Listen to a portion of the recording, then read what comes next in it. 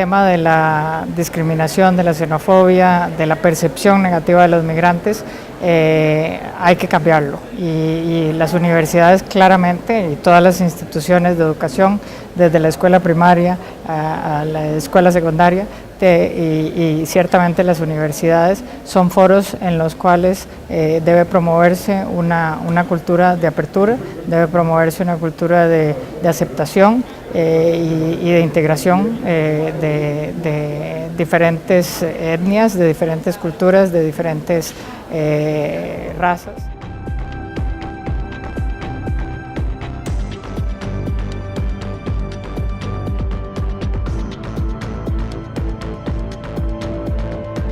Ciertamente en América Latina tenemos una diferencia importante con relación a Europa, y es que en Europa hay países nación y hay sociedades multiétnicas desde hace bastante tiempo. Había una conexión y una fluidez mucho mayor de comunicaciones y de una movilidad mayor en Europa a través de los años de lo que existía en un lugar como Costa Rica, que era una sociedad mucho más cerrada, en donde los extranjeros que vienen en su mayoría son de una cultura muy similar, hablamos el mismo idioma, tenemos básicamente la misma religión y costumbres muy semejantes. Entonces, obviamente, el desarrollar culturas mucho más abiertas, los europeos tienen, digámoslo así, mucha más experiencia y mucha más facilidad en eso.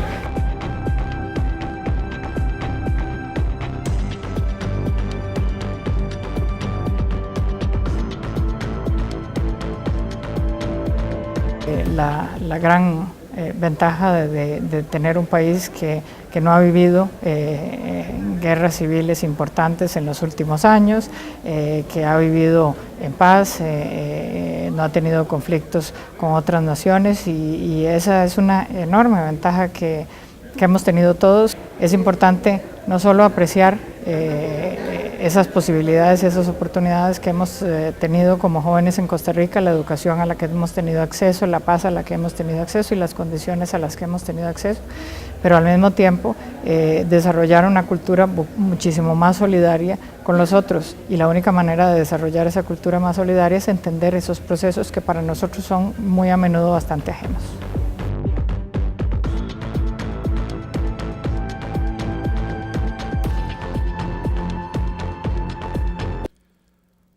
Señora María Elena López Núñez, Ministra de Salud. Señora Carmen Muñoz Quesada, Viceministra de Gobernación. Señora Laura Thompson, Directora General Adjunta de la Organización Internacional para las Migraciones, OIM. Señora Pilar Álvarez Lazo, Directora Representante de la Organización de las Naciones Unidas para la Educación, la Ciencia y la Cultura, UNESCO. Señora Sonia Picado, Presidenta Honoraria del Instituto Interamericano de Derechos Humanos. Señor José Thompson, Director Ejecutivo del Instituto Interamericano de Derechos Humanos. Señora Clotilde Fonseca, Rectora de la Universidad Latina de Costa Rica. Estimados estudiantes, docentes, administrativos y público que hoy nos acompaña. La Rectoría de la Universidad de Costa Rica y la Organización Mundial para las Migraciones se honran en presentar la conferencia Tendencias Migratorias en un Mundo Globalizado, en el marco del programa Líderes Costarricenses que forman políticas en el ámbito internacional.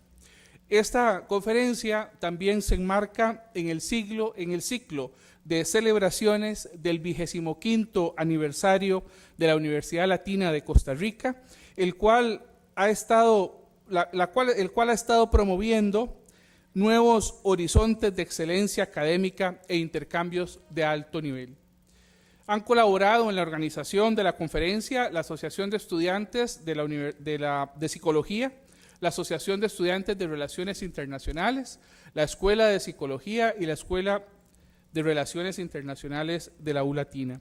Para exponer sobre este tema nos acompaña la señora Laura Thompson, hemos dicho, Directora General Adjunta de la Organización Internacional para las Migraciones, y la señora Clotilde Fonseca, rectora de nuestra universidad, conversará con ella sobre temas importantes de las migraciones. A continuación, les cedemos la palabra y les pedimos un caluroso aplauso para recibirlas.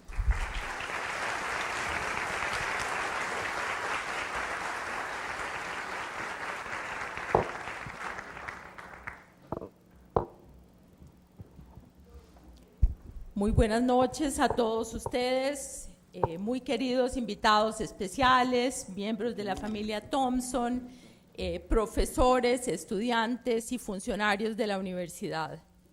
Realmente para la Universidad Latina es un gran honor el poder tener hoy a doña Laura Thompson, directora general adjunta de la Organización Mundial de Migración para las Migraciones, abriendo este ciclo de conferencias que hemos previsto en el marco de la realización del 25 aniversario de la universidad y que tiene como eje central un reconocimiento a aquellas personas costarricenses que se han destacado internacionalmente, que hacen políticas que definen las pautas por medio de las cuales se mueven los organismos internacionales, las agencias de cooperación y las agencias de Naciones Unidas.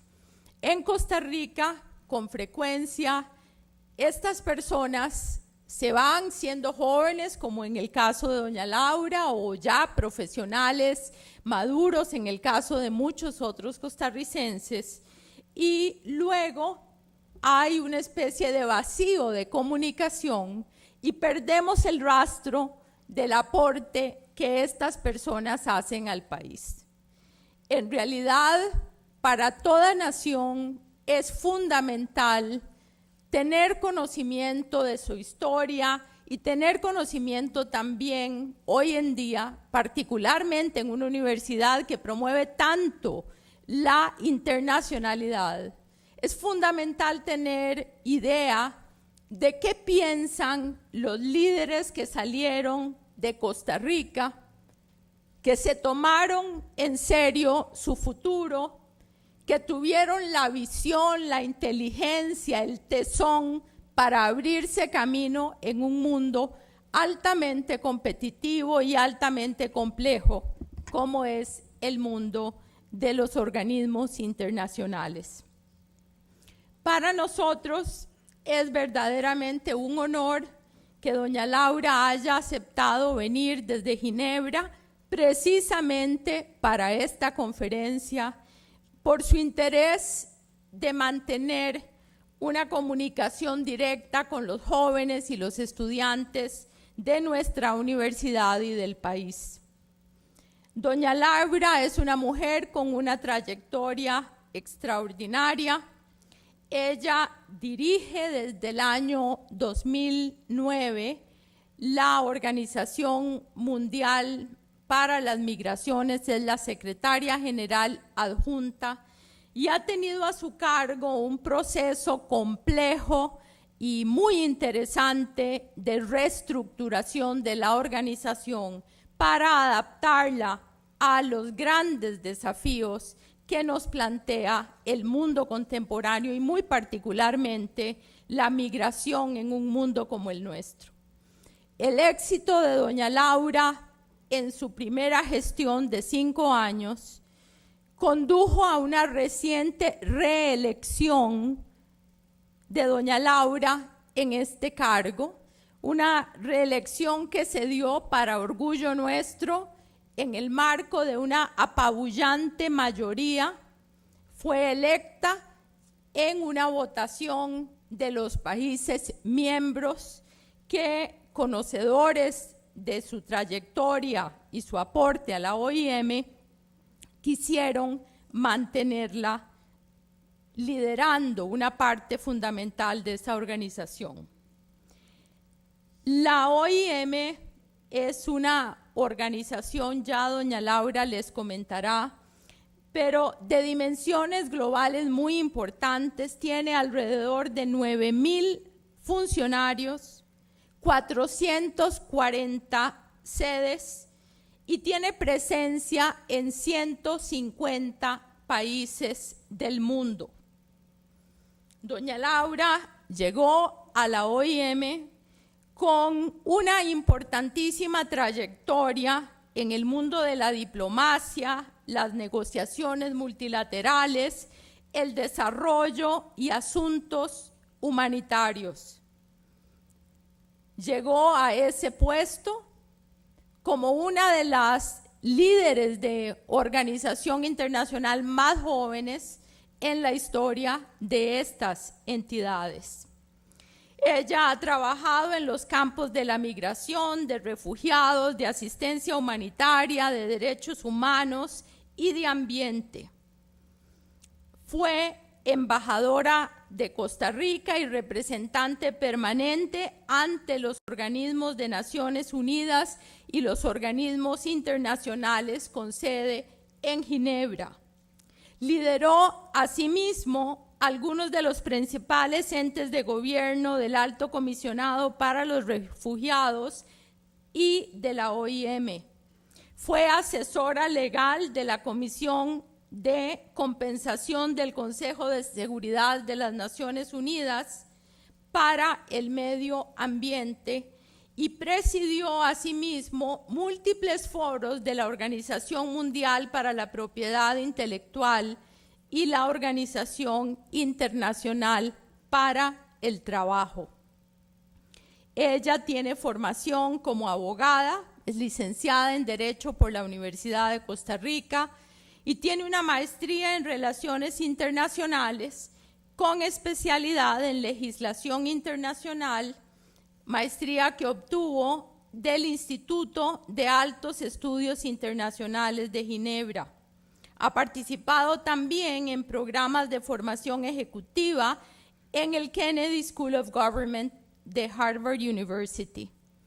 Doña Laura, esta costarricense de la cual estamos tan orgullosos, ha sabido abrirse brecha en el mundo internacional, teniendo también un elemento fundamental para el éxito en estos contextos.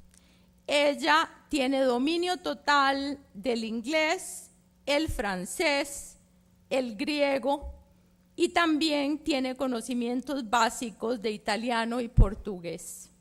Yo creo que la trayectoria de doña Laura, su experiencia, su trabajo, la forma en que ha logrado conquistar tantos éxitos, es un ejemplo para nosotros los costarricenses y muy particularmente la invitamos hoy para que ella sea también una inspiración para todos estos estudiantes de la Universidad Latina que nos acompañan presencialmente, para los que nos acompañan vía streaming en las distintas sedes de la universidad en el territorio nacional. Realmente Costa Rica tiene gente capaz. Este es un país que ha producido grandes hombres y mujeres y yo estoy segura de que en esta universidad, en este auditorio, están esas grandes personas que en un futuro esperamos también podamos invitar para reconocerlos por la labor que desempeñan. Doña Laura, es un gran gusto tenerla a usted acá. Le agradecemos mucho la generosidad de su tiempo, el viaje desde Ginebra y nos preparamos para escucharla sobre este tema tan importante, tan actual, que es el tema de las migraciones en un mundo global, en un mundo complejo de enormes desafíos. Yo sé que usted nos va a ayudar a comprender ese desarrollo de los últimos años en el campo migratorio y especialmente todo lo que la OIM hace por la gobernanza mundial de este gran tema. Muchas gracias por estar aquí.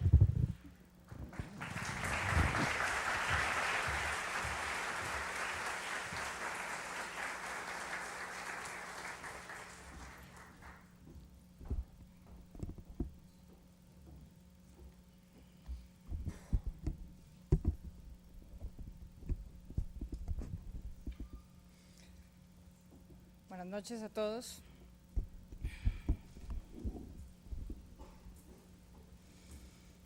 Es realmente un gran placer para mí estar en Costa Rica, en mi país, dando esta conferencia. Señora ministra, señora viceministra, queridos amigos, sinceramente tengo pocas oportunidades en la vida de hablar ante un público en el que se encuentran mucha gente a la que quiero muchísimo y mucha gente a la que le tengo muchísimo aprecio, y algunos de mis antiguos profesores a los cuales le tengo mucho respeto, doña Sonia, don Francisco Antonio, de verdad que es un placer estar aquí. Como ustedes entendieron, doña Clotilde además me tiene mucho cariño y es por eso que les contó toda esa historia. Espero no defraudarlos después de esa excelente presentación. El tema de las migraciones definitivamente es un tema muy complejo y hoy espero poder no solo interesarlos, sino además darles una demostración de la complejidad que el tema tiene. Si vinieron a esta conferencia esperando que les diera respuestas mágicas, de una vez les aviso que van a salir defraudados porque es un tema que en el cual además no hay respuestas mágicas. Pero es un tema de gran actualidad y que nos afecta a todos constantemente de manera muy positiva y de maneras también menos positivas. Así que voy a empezar un poco haciendo una presentación de qué es el fenómeno migratorio y cuáles son las complejidades de ese fenómeno, para luego entrar un poco en el tema más de América Latina, la situación migratoria en América Latina y específicamente en Centroamérica, y luego hablarles un poco de la gobernanza global de las migraciones, dónde estamos y hacia dónde vamos y qué ha pasado en los últimos años. Quisiera empezar por decirles que el siglo XXI es realmente el siglo de las migraciones. En este momento hablamos de que hay 232 millones de migrantes internacionales en el mundo y hay 740 millones de migrantes internos que se mueven a través de sus países, pero que cambian definitivamente de localidad. Solo en China hay en este momento 250 millones de chinos que se mueven de un lugar a otro dentro de China. Y en las expectativas es que este fenómeno va a crecer sustancialmente en los próximos años. De acuerdo con el Banco Mundial, se espera que por el año 2050 haya alrededor de 405 millones de migrantes internacionales, o sea, un aumento realmente sustancial en un periodo de tiempo relativamente corto. ¿Quiénes son estos migrantes? Bueno, son migrantes económicos, son gente que decidieron que existían mejores oportunidades posiblemente en otros lugares del mundo y decidieron moverse hacia esos lugares. Son estudiantes como ustedes que terminan una carrera en un país y deciden ir a perfeccionar sus estudios, a realizar estudios superiores en otros países. Son personas en busca de reunificación familiar porque sus padres se fueron o su marido o su esposa se fue en algún momento o sus hijos se fueron en algún momento a otro lugar. Son también gentes que se ven más bien forzadas a irse, gentes que son refugiados o solicitantes de asilo que están en una situación en que huyen por razones de persecución política, por razones de conflicto, por razones de guerras, muchas de las cuales vemos en este momento en la televisión, en las noticias. Hay también desplazados por desastres naturales o por la degradación ambiental y que se ven forzados, debido a las consecuencias de esa degradación ambiental, a movilizarse. Y hay también una serie de gente que se ha movido históricamente entre fronteras, que son comunidades nómadas que se han movido desde épocas de la historia, de la prehistoria, en las cuales esas fronteras no existían y estaban acostumbrados a movilizarse en esas áreas. Hay varios fenómenos que han transformado este fenómeno migratorio y que lo han hecho mucho más grande hoy de lo que era en el pasado. Uno de los primeros elementos es claramente las disparidades económicas que existen entre los países, entre el sur y el norte, pero también entre países en el sur y países en el norte. Hay también el crecimiento económico en algunos países que atrae migrantes, y hay también crisis financieras como las que están viviendo en este momento Europa, Estados Unidos, que hace que gente de esos países o algunos migrantes que habían ido tengan menos interés o menos posibilidad de quedarse y por consiguiente buscan a movilizarse hacia otras direcciones. Hay un fenómeno que todos conocemos perfectamente, que es el fenómeno de la globalización, que nos ha acercado, que ha hecho el mundo más pequeño y que hace que la gente tenga una mayor facilidad y un mayor interés y conocimiento para moverse a través del mundo. Hay un elemento fundamental que son las disparidades demográficas que existen en el mundo. Por un lado hay un crecimiento de la población en algunos países, hablamos de China, de India, de otros lugares donde, perdón, China ya no, pero India y muchísimos países en África donde hay un crecimiento demográfico muy importante. Y por otro lado, hay áreas del mundo, sobre todo a nivel de países desarrollados, Europa, Estados Unidos, Australia, donde la edad media ha subido sustancialmente, hay menos nacimientos y además hay una expectativa de vida más larga. En este momento, por ejemplo, en Alemania y en Japón, la edad media en esos dos países es alrededor de 47 años, mientras que en India, o 45, 47, mientras que en India es únicamente de 27. Por otra parte, hay una población laboral, una población que trabaja activa, a nivel activa laboralmente, más reducida en esos países. En este momento, en Europa, por ejemplo, se calcula que se necesitarán alrededor de 48 millones más de migrantes de los que hay hoy en el 2050, solo para mantener la población en edad de trabajar actual, el número de gente que tiene capacidad de trabajar en este momento. Hay también otros nuevos fenómenos que han afectado los movimientos migratorios. Hay nuevas dinámicas de políticas, la creación de superestados y la creación de espacios de libre circulación entre los estados. Estoy hablando, por ejemplo, de la Unión Europea, estoy hablando del Mercosur, América Central, el Caribe, donde hay una libre circulación que se está promoviendo y no solo en estas regiones. En África hay grandes espacios de libre circulación que hace también que la gente tenga muchas mayores opciones para movilizarse. Las revoluciones tecnológicas y de telecomunicaciones, el Internet, las redes sociales ha despertado también muchísimo el interés de jóvenes y menos jóvenes de moverse hacia otros destinos. Y ciertamente la degradación ambiental y los efectos del cambio climático que han impactado también la intensidad y la frecuencia de los desastres naturales, lo cual ha hecho que el número de personas afectadas por estos desastres naturales sea mayor cada vez y llegue a tal punto donde hay que dar respuestas inmediatas, porque estamos hablando de millones y millones de personas afectadas por un único evento que pasa. Ejemplo les doy para no extenderme mucho en esto.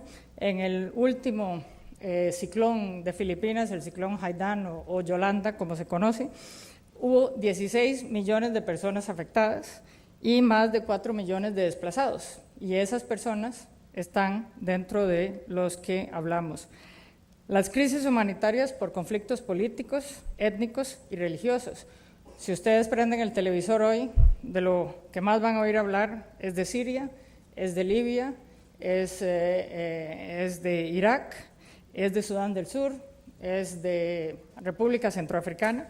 Y cada una de esas crisis, solo por nombrar las más grandes que han pasado en los últimos y los que están ahora, digamos, a mayor actualidad, cada una de esas crisis ha generado movimientos migratorios sumamente importantes. En este momento hay alrededor de 3 millones de sirios que están en los 3 países vecinos de Siria con condición de refugiados, de acuerdo con el ACNUR, y otros tantos se calcula que están también en esos 3 países, pero sin condición formal de refugiados. Así que realmente esa movilidad está muy, muy presente. Los flujos migratorios en el siglo XXI también se han vuelto muchísimo más complejos. Históricamente la migración era una migración que iba del sur hacia el norte. Hoy la migración no es una migración unipolar del sur hacia el norte. la migración es mucho más compleja, hay migración efectivamente del sur al norte, pero hay migración sobre todo que muy a nivel muy equitable entre el sur. Muchos migrantes se quedan en su propia región, en el sur, dentro de América Latina, sobre todo dentro de África, donde la mayoría de los migrantes africanos o la mayor cantidad de africanos se quedan en África y es una menor cantidad la que va hacia el norte. También, obviamente, y eso siempre ha existido, hay una migración norte-norte que se mantiene. Y hoy, como resultado un poco de las crisis económicas y financieras que han tenido Europa y Estados Unidos, ha empezado a haber un fenómeno relativamente nuevo, que es el de la migración norte-sur de gente joven. Siempre ha habido personas pensionadas, y Costa Rica es un ejemplo de un país donde ha habido tradicionalmente pensionados que vienen del norte a retirarse acá a Costa Rica. Pero hoy la diferencia que existe es que hay una gran cantidad de jóvenes que están en situación de desempleo, que tienen una gran capacidad, que un nivel de educación bastante importante y que andan buscando oportunidades de empleo en los países del sur. Y eso lo vemos hoy de españoles en América Latina, de portugueses en Brasil, en Angola, en Mozambique, y es un fenómeno relativamente nuevo, pero que ya va por alrededor del 6% de la población migrante del norte al sur. Hay también nuevos elementos que han afectado estas condiciones migratorias. Las sociedades de hoy son sociedades multiétnicas. Las identidades que antes teníamos una única identidad, hoy tenemos una visión mucho más grande, mucho más amplia de lo que es las identidades, y cada uno de nosotros se considera que tiene varias identidades a la vez. Hay también un fenómeno muy claro que es la urbanización. El siglo XXI en este momento es la primera vez en la historia universal donde más del 50% de la población vive en ciudades y las áreas rurales se han ido perdiendo población. Hay, como decía antes, un fenómeno también muy importante que es el que llamamos la feminización de la migración, el hecho de que hay muchísimas mujeres hoy que emigran como jefes, como cabezas de familia, un fenómeno que antes no existía. Antes las mujeres emigraban al lado de sus padres, al lado de sus esposos, pero no como jefes cabezas de familia. Hoy hablamos de más o menos el 48-50% de la migración global es mujeres que se van, creando un fenómeno nuevo también, que es el de los niños que se quedan en los países de origen, sin padres muchas veces, y a cargo de abuelos o de familiares cerca, de lo que vamos a hablar después, porque es parte del fenómeno que estamos viendo hoy en Centroamérica, de los niños que se están moviendo hacia el sur. Y hablamos hoy de que hay 50% de los migrantes son económicamente activos. Al mismo tiempo, el siglo XXI es el siglo de las contradicciones. ¿Por qué? Bueno, en este mundo más pequeño, en este mundo en que las comunicaciones son mucho más fáciles, mucho más simples, y en este mundo de la apertura de fronteras para mercancías, servicios y capitales, al mismo tiempo es la era donde más trabas a la movilidad humana han existido. Hoy hay además una creciente discriminación contra los migrantes, hay un efecto de xenofobia importante, de exclusión, violaciones de los derechos humanos de los migrantes que se ven todos los días, y básicamente hay una percepción muy negativa de los migrantes y de la migración. Hay también al mismo tiempo, muchísimas gracias. Hay también al mismo tiempo una capacidad insuficiente de los estados para enfrentar el fenómeno migratorio y gestionarlo de manera eficaz, tanto la movilidad de las personas como las nuevas dinámicas a las cuales se están enfrentando, y de lograr una percepción o una concepción más equilibrada de lo que es este fenómeno. Hay falta de información estadística de base que sea recolectada de una manera sistemática y que nos permita a los gobiernos, a las instituciones internacionales, a todos los entes involucrados, de proponer o de realizar políticas migratorias más informadas y con base en estadísticas más firmes. Sin embargo, al mismo tiempo, hay un creciente reconocimiento de la interrelación que existe entre la migración y el desarrollo y la importancia que tienen la migración y la movilidad laboral en el desarrollo económico y humano de los países. Hoy esa interrelación no se pone en duda, mientras tanto hace 15 o 20 años sí había grandes dudas sobre esa relación y la migración se veía más bien como el resultado de una falta de desarrollo, más bien que como uno de los contribuyentes, de los elementos contribuyentes al desarrollo. En los países desarrollados hoy hay una gran necesidad de migrantes. El 9% del mercado laboral de la Unión Europea de los 28 es de migrantes. El 12% del mercado laboral de Costa Rica son migrantes. Así que definitivamente ni Costa Rica ni la Unión Europea pueden pasarse de esos migrantes sin sufrir un importante problema a nivel de desarrollo. El 18% de las empresas en Estados Unidos son fundadas por inmigrantes y el 23% por hijos de inmigrantes. Así que en Estados Unidos, donde esas estadísticas existen, se reconoce la gran aportación que los migrantes han traído tanto a la innovación en el país como a la investigación. Por otro lado, los países en desarrollo también dependen enormemente de la migración. Por un lado, hay 440 millones de dólares de remesas que se envían cada año a los países en desarrollo de parte de sus nacionales que viven en el extranjero. También hay una colaboración inmensa de las diásporas y una conexión grande de las diásporas en la inversión en los países de origen también y en los desarrollos económicos. Las remesas sociales que se llevan a cabo sobre todo a través de la aplicación del intercambio de conocimientos tecnológicos son realmente importantes. Al mismo tiempo, hay una gran competencia dentro de la mayor parte de los países, pero sobre todo en países desarrollados y países emergentes, por la atracción de cerebros, de talentos y de migración calificada o altamente calificada. Y esa competencia es cada día más fuerte. En este momento, la Unión Europea está desarrollando toda una política migratoria de apertura para tratar de atraer a las personas, a los migrantes de países del sur que están emigrando más fácilmente a Estados Unidos o a Canadá, porque a la gente calificada se les dan mejores opciones en esos países. Y la Unión Europea se ha dado cuenta que están perdiendo un poco en el terreno de la innovación y de la investigación. Pero no solo es la Unión Europea y Estados Unidos o Canadá.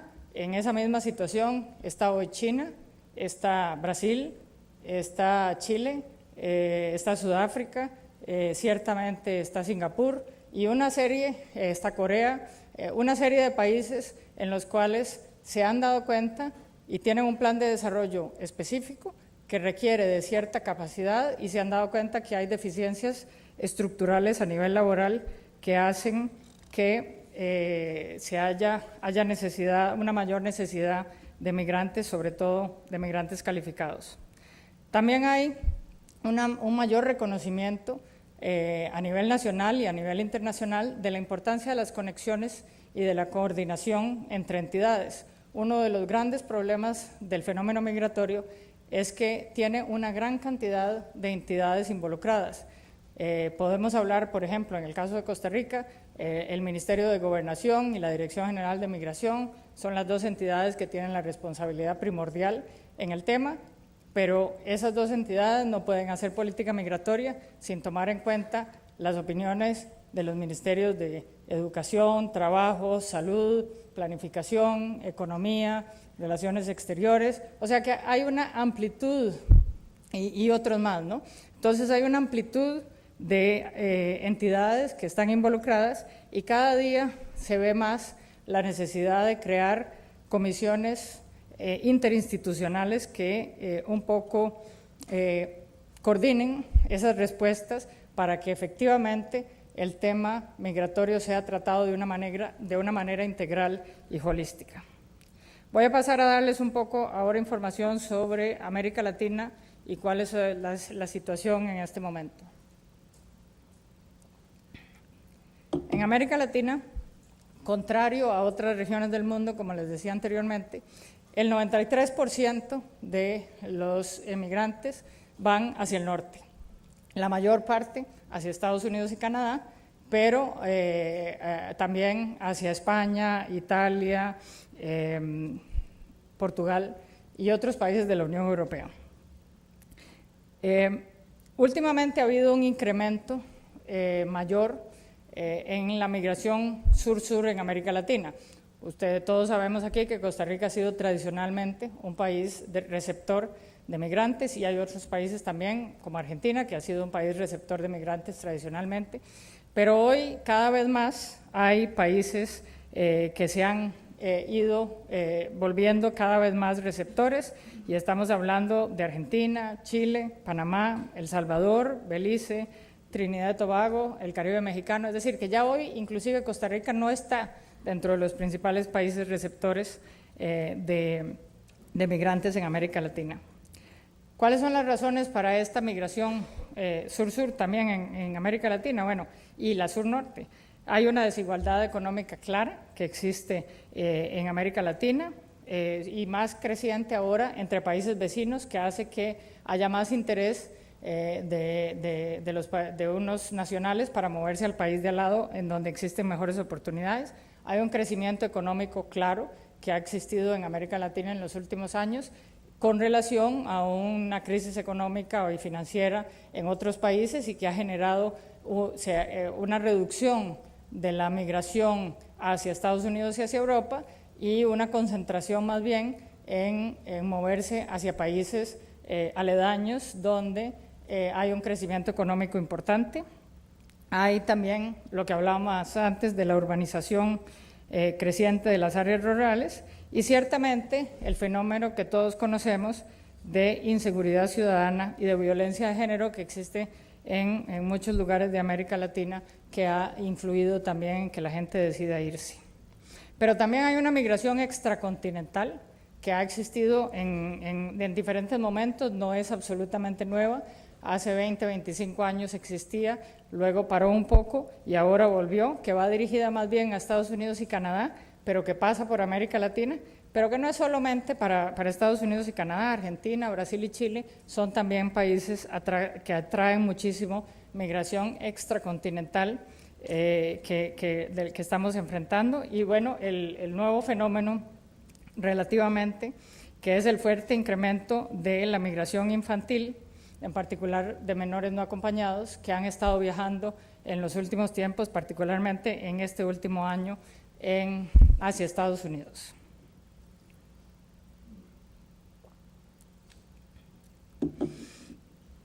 ¿Qué hemos logrado? Porque creo que es muy importante también saber que América Latina en general y los gobiernos y los creadores de políticas en América Latina no están sentados admirando el fenómeno migratorio sin hacer nada.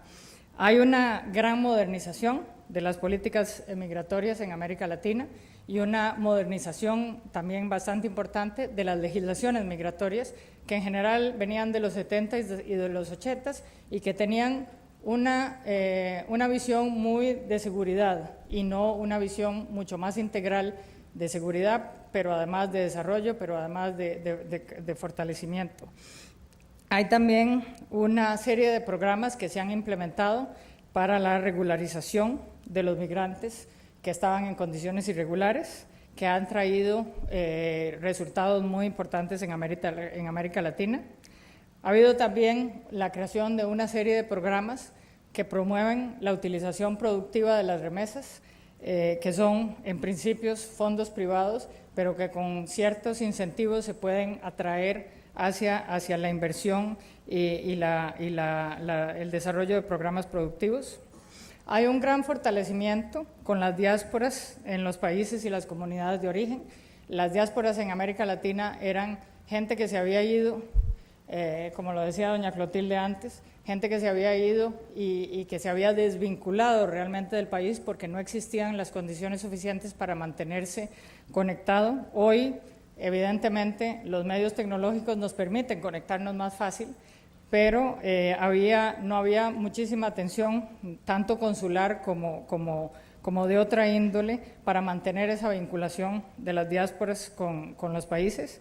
Y luego se han creado una gran cantidad de programas y programas muy importantes de facilitación de retorno de los nacionales que están en el extranjero y de reintegración de esos nacionales a la parte social y económica de los países. Programas que han sido particularmente importantes ahora que ha habido un gran retorno de latinoamericanos, particularmente en América del Sur, debido a la crisis económica y financiera en Europa. También hay una mucho mayor atención a la integración de los migrantes en los países, y Costa Rica es un ejemplo de país que ha hecho grandes avances y grandes esfuerzos para lograr una mejor integración de los migrantes en el país. Ha habido también concesión por varios países de lo que llamamos visas humanitarias, que es básicamente a migrantes que han sido víctimas de trata. Costa Rica es un ejemplo de eso, de esto, México también. Y ha habido también una mayor responsabilidad que se ha ido generando en problemas más globales, como por ejemplo el reasentamiento de refugiados que han salido de sus países por razones de guerras o de conflictos étnicos. Hoy, hace más o menos 10 días, el presidente Mujica en Uruguay anunció que iba a recibir 150 sirios, refugiados sirios que estaban en Líbano en este momento. Y luego, ciertamente, hay dos temas que han sido reconocidos últimamente. Primero, el reconocimiento de algunos países al derecho a migrar, que lo han reconocido como derecho, Ecuador y Argentina. Y por otro lado, también, igual de importante, el reconocimiento en algunos países a nivel legislativo a no migrar, que ha sido también reconocido aquí en Costa Rica y por Ecuador.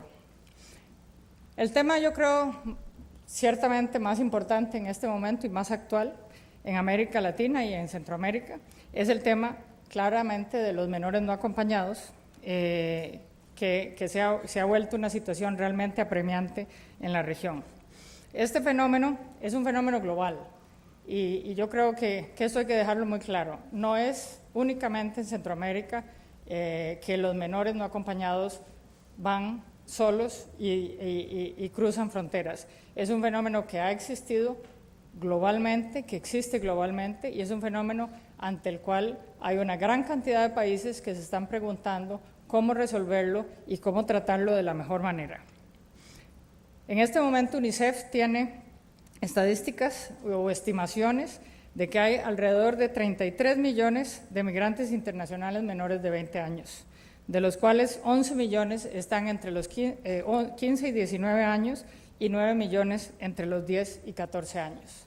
Así que, obviamente, los 62,000 migrantes centroamericanos que han pasado en este año son solo una parte pequeña de eso.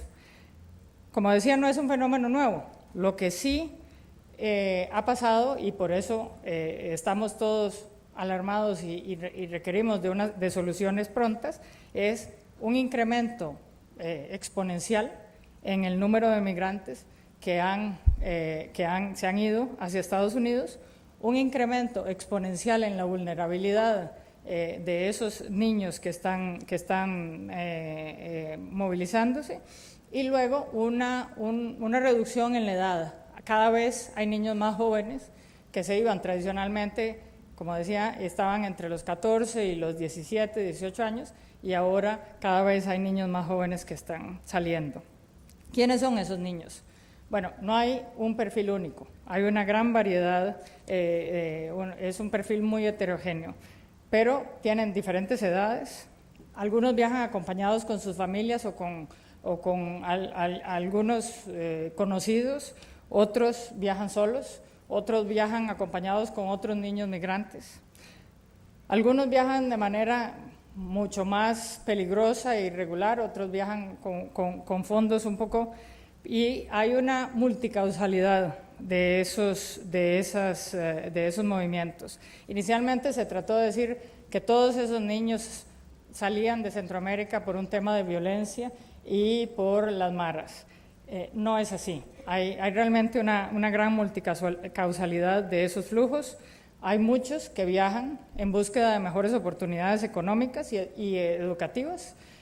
Muchísimos que sus padres y sus familias se dieron cuenta que no había posibilidad para ellos o posibilidades más reducidas para ellos de viajar y que decidieron enviar a los niños.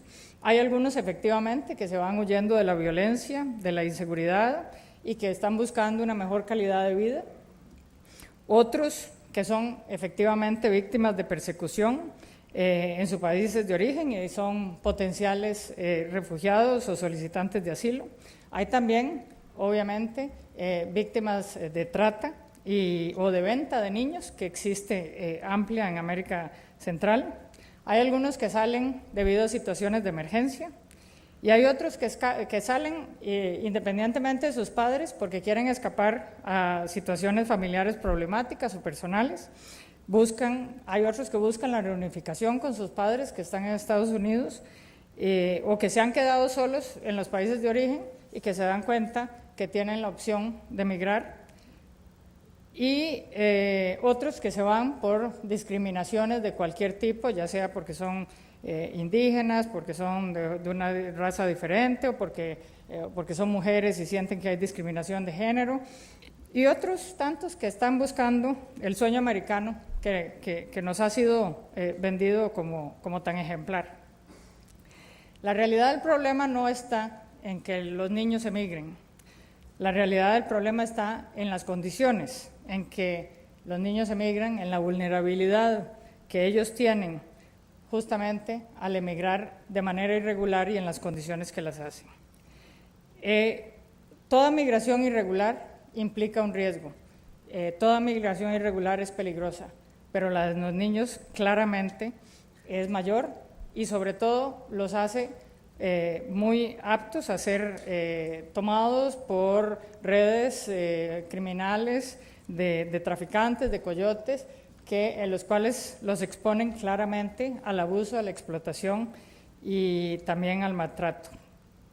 Hay otros temas en América Central que creo son importantes. La migración irregular de centroamericanos no es solo la de los niños, todos conocemos el tren La Bestia, que se llama. La situación de los migrantes irregulares ha existido y sigue siendo un problema importante. Se ha aumentado muchísimo la deportación de migrantes, sobre todo de Estados Unidos. En este momento, alrededor de 400,000 mexicanos son deportados cada año de Estados Unidos. Así que eso presenta una nueva realidad y una nueva complejidad en el tema y un nuevo desafío para los gobiernos. La inseguridad también en América Latina ha hecho que haya movimientos migratorios importantes a nivel de adultos también, y ciertamente hay una gran cantidad de migrantes en América Central que viajan de manera irregular, que se mueven de manera irregular y que conllevan una vulnerabilidad superior. Voy a pasar ahora a hablarles un poco de lo que es la agenda global sobre migración y la gobernanza global de migración. Uno de los cambios importantes, creo, ha sido el enfoque migratorio que se le da en la mayor parte de los estados. Como les decía anteriormente, en América Latina, pero en otros lugares, en todos los lugares básicamente, la migración había una concepción muy de seguridad de la migración, y eso ha cambiado sustancialmente. En este momento, la migración ha adquirido un sitio primordial en las agendas políticas, tanto nacionales como internacionales en los países. Ha habido un gran reconocimiento de que la migración es inherentemente transfronteriza y que por consiguiente hay una interdependencia de las políticas migratorias de los estados, y que los estados no pueden resolver o manejar el tema migratorio de una manera con un enfoque nacional, sino que tiene que ser con un enfoque por lo menos subregional o regional. Paradójicamente también hay una carencia de un marco institucional multilateral, formal y coherente que regule la migración internacional, y hay un alto grado de autonomía nacional y de soberanía de los estados que se aplica. Y definiendo más o menos gobernanza global como la capacidad de la comunidad internacional de negociar y establecer agendas comunes y compartidas y llevar a cabo compromisos a nivel global en temas específicos. Entonces, ¿qué es lo que ha pasado? Como no hay una instancia a nivel global que determine, que no hay una convención que regule la migración, ni las obligaciones de los estados, ni los estándares internacionales, lo que se ha ido creando es también un sistema donde hay a nivel global diferentes temas relativos a la migración, como por ejemplo la gestión y control de fronteras, la migración laboral, la migración irregular, la migración generada por cambios en el medio ambiente, el tráfico de migrantes, la trata de personas, los desplazamientos internos, el rol de las diásporas, las remesas, etcétera, una serie de temas que tienen diferentes regulaciones y diferentes grados de regulación a nivel internacional, y en los cuales hay una variedad de organismos internacionales y de organizaciones involucradas tanto a nivel internacional como a nivel, como a nivel estatal, que son responsables.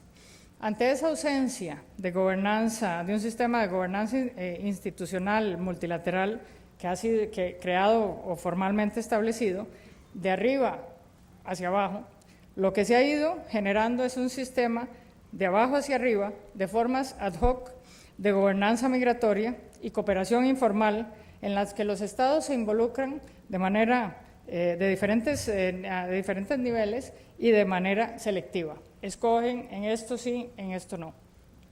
Además, hay las instituciones que regulan, multilaterales o internacionales, que regulan otros temas con implicaciones transfronterizas, como por ejemplo el comercio, la salud, el medio ambiente, los derechos humanos, la seguridad, el trabajo, han ido integrando la variable migratoria dentro de sus regulaciones, pero de manera muy puntual, con una visión poco integral de las complejidades del fenómeno migratorio, sino más bien una visión muy puntual de los temas que ellos llevan.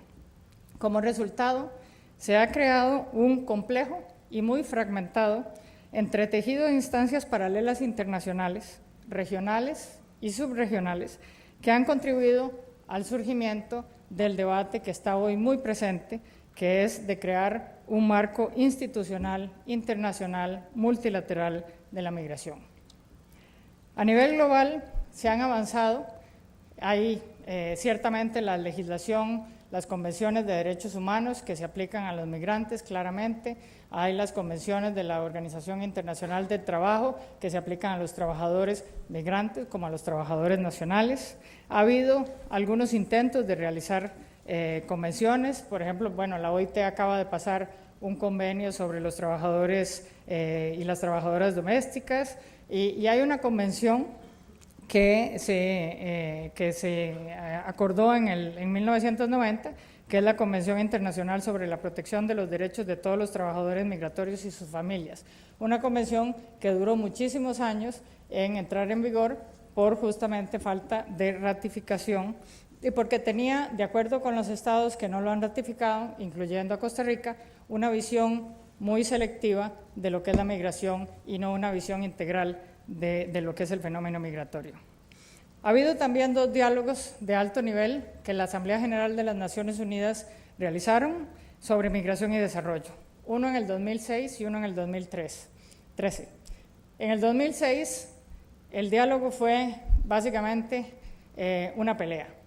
Hubo un enorme antagonismo, había posiciones entre los países del sur y los países del norte completamente opuestas, y realmente no se logró avanzar muchísimo en la discusión, porque casi que no hubo discusión, hubo 2 diálogos separados. Sin embargo, y a pesar de eso, se crearon 2 o 3 cosas que creo que fueron bastante importantes y que han resultado haber sido bastante importantes. Primero, el Foro Global de Migración y Desarrollo, que probablemente han oído hablar, que ha sido un foro, una instancia no vinculante, que básicamente fue creada para compartir buenas prácticas dentro de los estados y ha ido reuniéndose desde el 2006 cada año en un lugar diferente. Se creó también, se nombró un representante especial del secretario general de las Naciones Unidas para la Migración y el Desarrollo, que tiene desde entonces un papel bastante importante en el tema. Y se creó un grupo global de la migración, que se llama, que es un grupo interagencial a nivel del sistema de Naciones Unidas, en la cual participamos 16 agencias internacionales que tenemos que ver a diferentes niveles, la OIM, cuya obviamente mandato principal es la migración en sí, pero además otras agencias que tienen que ver con temas migratorios. En el 2013 se realizó el segundo diálogo de alto nivel y ahí puedo decirles que se refleja muy bien los cambios que solo en 6-7 años han ocurrido a nivel internacional en el tema migratorio. Hubo un cambio cualitativo real en lo que es el diálogo de los países a nivel de la migración. La primera cosa que yo siempre digo que fue el principal cambio es que esta vez sí hubo un diálogo.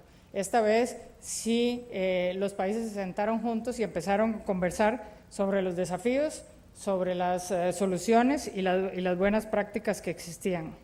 Hubo mucho más convergencia, hubo un diálogo mucho más participativo, porque uno de los principales problemas al inicio o de los principales fuentes de divergencia en el diálogo del 2006 era quiénes participaban. En este diálogo se acordó desde el inicio en que, por ejemplo, la sociedad civil podía participar, sociedad civil que había sido completamente excluida del diálogo en el 2006. Y bueno, fue una participación mucho más amplia, organismos internacionales, gobiernos, organismos internacionales, sociedad civil. Los únicos, sinceramente, que faltaron de ese diálogo fueron los migrantes. Principales temas recurrentes, y creo que eso refleja también los avances que se han hecho. Hubo muchísimo mayor reconocimiento de la interconexión que existe entre migración y desarrollo y la importancia que el tema migratorio tiene en la revisión de los objetivos del milenio en el 2015, que se está celebrando en el 2015. También un mayor reconocimiento del papel de las diásporas, de la importancia de las remesas económicas, pero no solo las económicas, sino también las remesas sociales, la centralidad del tema de derechos humanos, que por primera vez fue reconocida en el diálogo del 2006. Parte principal de las divergencias había sido justamente el tema de los derechos humanos de los migrantes, como condición necesaria para favorecer los mayores beneficios de la migración en el desarrollo de las sociedades y de los países. Y también hubo una gran discusión y mucha convergencia sobre las situaciones de los migrantes varados, atrapados en situaciones de crisis o vulnerables en tránsito y en países de destinos, víctimas de tráfico y de trata de personas. Hay otro desarrollo importante que en este momento está pasando, son las negociaciones sobre la agenda post-2015 de los objetivos del milenio. Y ahí el tema migratorio en los objetivos, originalmente en los objetivos negociados en los años 2000, no se incluyó. Y no se incluyó porque en ese momento había la idea generalizada era que el tema migratorio tenía relación con el tema de los derechos humanos y no con el desarrollo. Y y esa fue tal vez la principal razón por la cual al decidirse que los objetivos del milenio iban a ser básicamente negociados y acordados con una lógica cuantitativa, es decir, cómo se avanzaba, cuánto se reducía la pobreza, cuánto se aumentaba la educación, una lógica cuantitativa de que fuera posible de calcular. El tema de derechos humanos se decidió como tema transversal dejarlo aparte y no incluirlo dentro de los objetivos del milenio, y cuando cayó el tema de derechos humanos, cayó el tema de migración. Sin embargo, hoy que hay un reconocimiento claro y yo diría global de la importancia que tiene la migración en el desarrollo, hay muchísimo interés de incluir el tema migratorio dentro de la revisión de los objetivos del milenio. Ahora, hay dos problemas fundamentales que están impidiendo y que nos ha costado muchísimo, incluyendo a nosotros, argumentar y convencer. Uno de los principales problemas es que estamos hablando de dos poblaciones completamente diferentes, la población o los expertos en migración y los expertos en desarrollo. Y dentro de esos expertos en desarrollo hay muchísimos que todavía hoy piensan que la migración es el resultado de la falta de desarrollo, de un mal desarrollo. Eso es lo que hace migración, y no pueden ver cómo la migración puede favorecer ese desarrollo, siendo para ellos una consecuencia del mal desarrollo. Por otro lado, hay un tema que es tal vez un poco más complicado, que es el tema de la falta de información de base sistemática que existe en temas migratorios. Una de las cosas que no podemos decir, yo no les podré decir nunca, es cuántos migrantes irregulares existen en Costa Rica.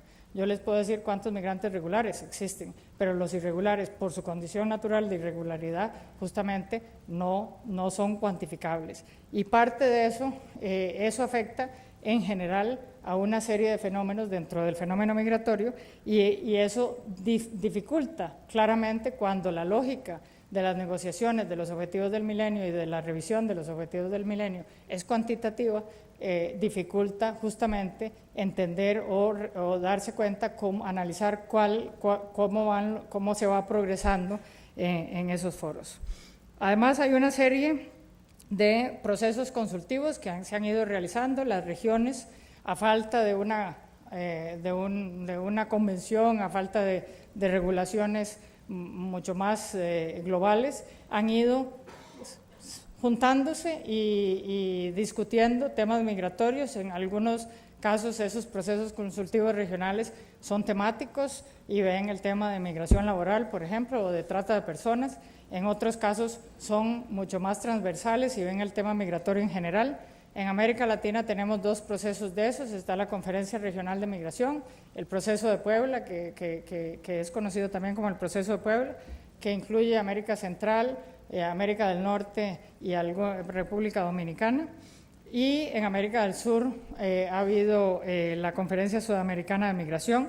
Estas dos entidades han ido desarrollando una serie, la CRM, yo diría, la Conferencia Regional de Migración, es uno de los procesos consultivos regionales más exitosos que han existido. La viceministra que está presente acá participa a nivel político, pero además hay reuniones a nivel técnico, y se han ido creando una serie de lineamientos a través de los años que han ido forjando un cierto entendimiento y que han hecho avanzar muchísimo el tema migratorio y la cooperación sobre el tema migratorio en América Central entre América Central y América del Norte. Por ejemplo, se creó la OCAM, que todos conocemos, la Comisión Centroamericana de Directores de Migración, en los 90s. Se creó también la Coalición Centroamericana contra la Trata de Personas y el Tráfico Ilícito de Migrantes. Se han firmado memorandos de entendimiento, se han aprobado lineamientos, como les decía. O sea que básicamente esos procesos han servido también para crear una cierta,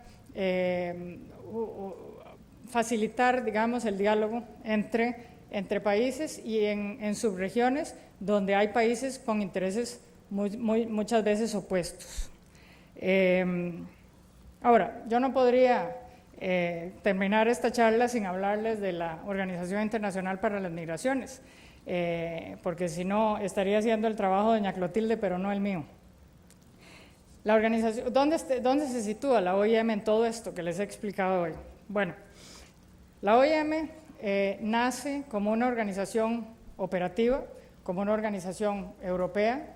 Se llamaba originalmente el Comité Intergubernamental Provisional para los Movimientos Migratorios de Europa. Fue creada como una de las instituciones de posguerra, después de la Segunda Guerra Mundial, y el objetivo de la creación de la organización era mover 11 millones de personas que habían sido desplazadas por la Segunda Guerra Mundial.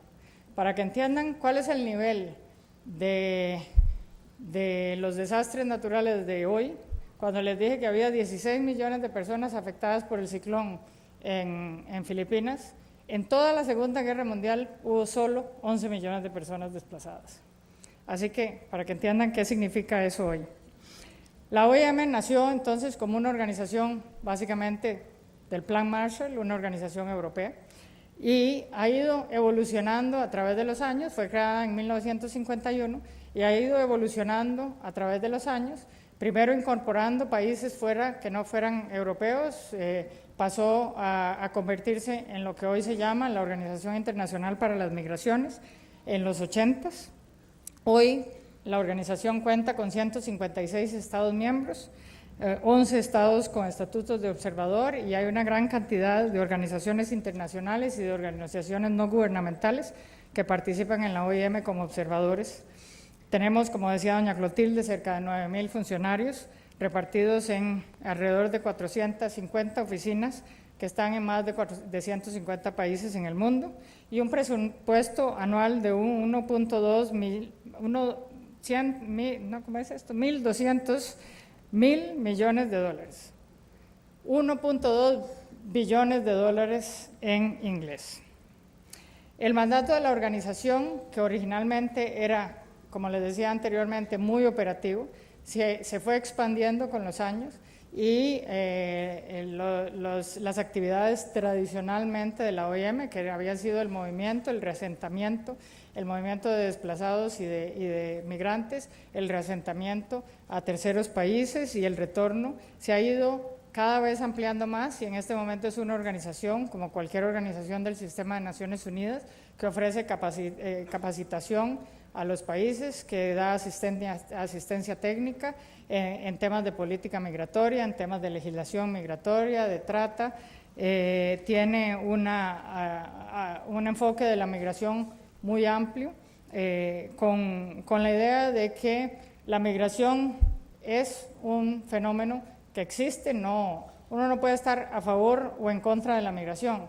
La migración es una realidad que hay que gestionar de una manera ordenada para que esa migración sea no solo segura para los migrantes, sino además una migración que traiga beneficios tanto para los países de origen como para los países de destino.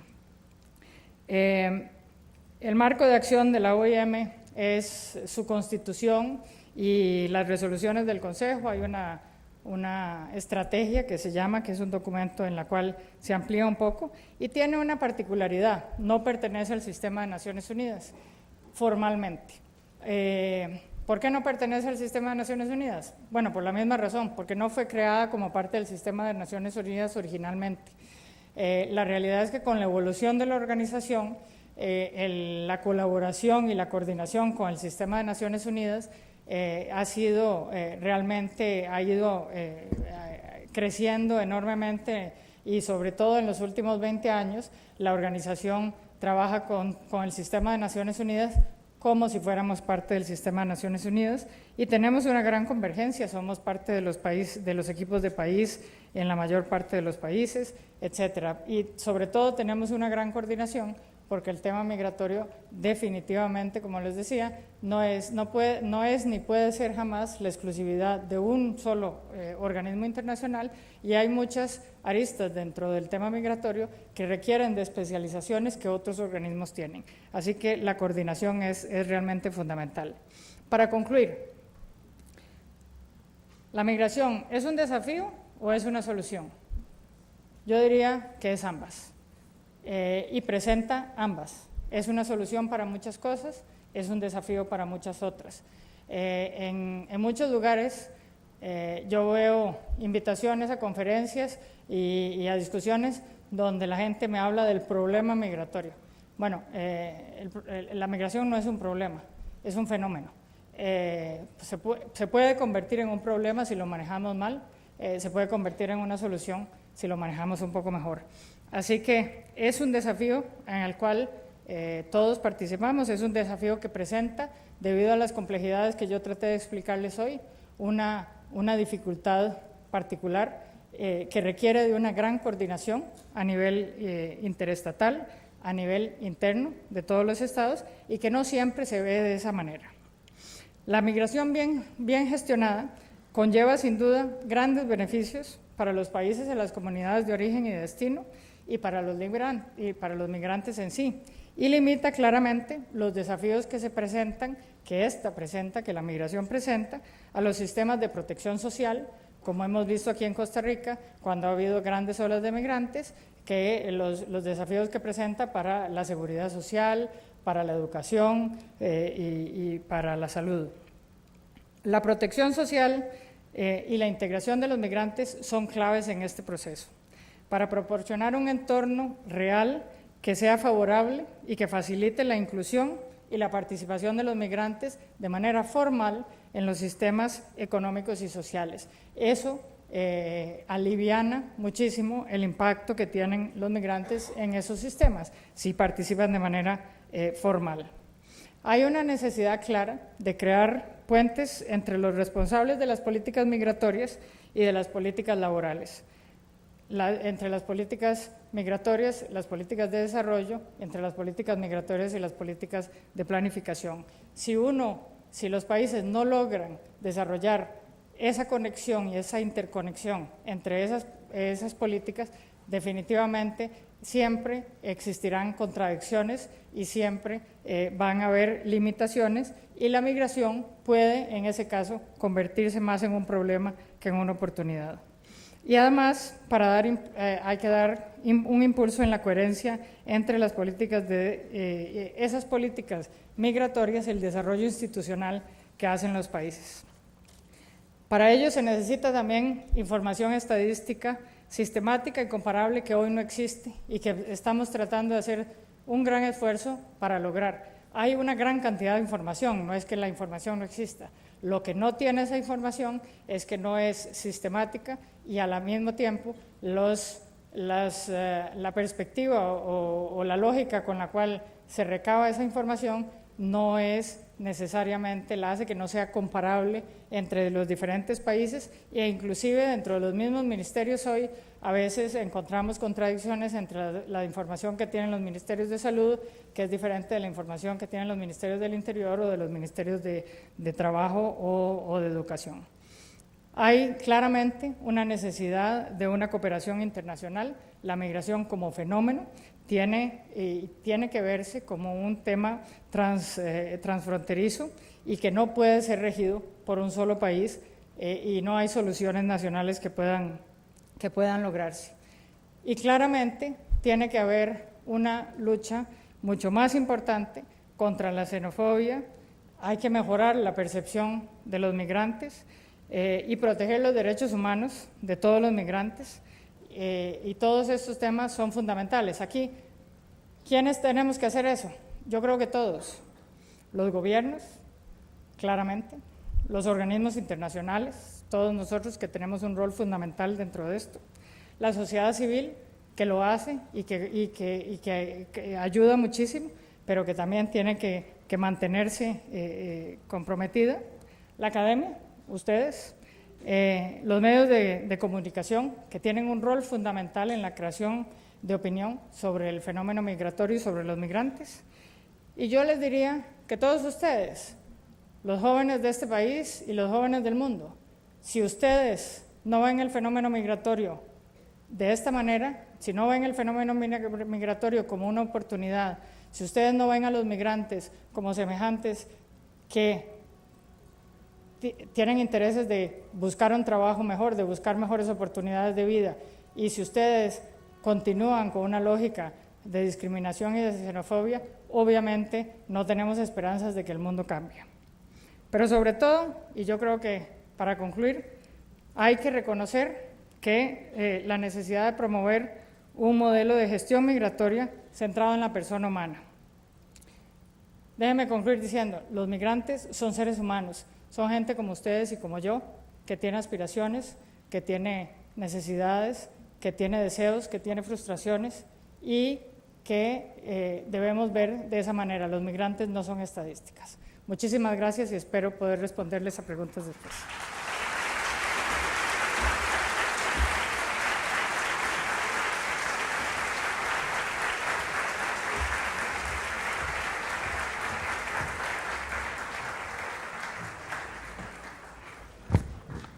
Muchas gracias, doña Laura. Realmente unas temáticas complejas y unas responsabilidades abrumadoras. Yo creo que esta noche voy a dormir como un bebé.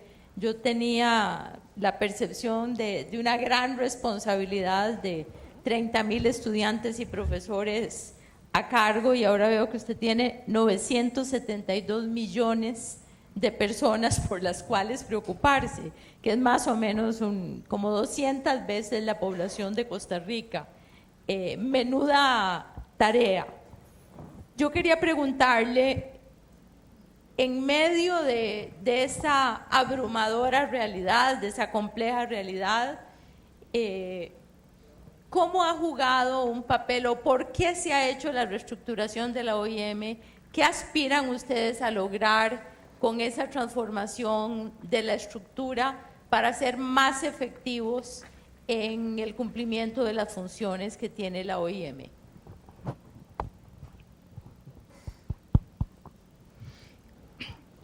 Bueno, como yo les explicaba un poco, la OIM ha sufrido un cambio fundamental en los últimos años, porque como yo les explicaba, la organización, que nació como una organización más bien de los países desarrollados, se ha ido ampliando sustancialmente. En los últimos 15 años, la OIM pasó de tener alrededor de 65, 67 Estados miembros a tener 156.